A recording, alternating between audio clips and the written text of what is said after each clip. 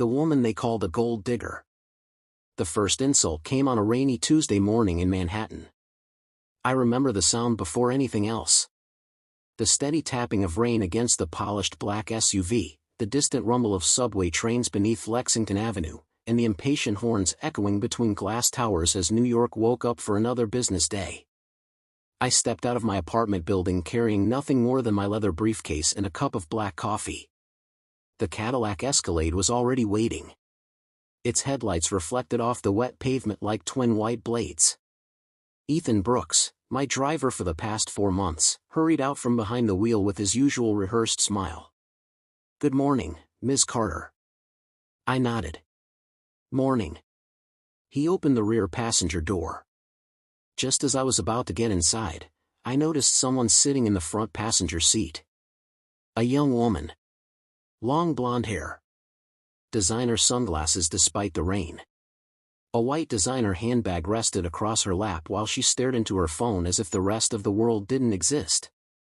Ethan cleared his throat. "Ms. Carter, this is my girlfriend, Madison." She glanced back for exactly 1 second. Not long enough to introduce herself. Only long enough to evaluate me. Then she returned to scrolling through social media. "My office is near Midtown," Ethan explained quickly. I figured I'd drop her off first. It's only a few extra minutes. I wasn't interested enough to object. As long as we're on time. We will be. For the first several weeks, that became our routine. Every weekday. Ethan picked Madison up first. Then he drove to my building. Then we headed toward the headquarters of Sterling Global Holdings. At first, Madison barely acknowledged my existence. She spent the rides taking selfies, recording videos, applying makeup, occasionally turning around just enough to make sure the Cadillac logo appeared behind her shoulder before uploading another story to Instagram. I ignored it. People enjoyed appearances. That wasn't my concern. What slowly became impossible to ignore was the way she looked at me. Not with curiosity. Not even annoyance. With absolute contempt.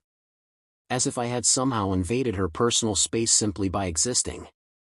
One afternoon, after I climbed into the back seat following a 12-hour board meeting, she wrinkled her nose dramatically. "Does anyone else smell cheap perfume?" She sprayed expensive fragrance into the air without waiting for an answer. Ethan laughed nervously. Madison smiled. I said nothing. The following morning there was a disposable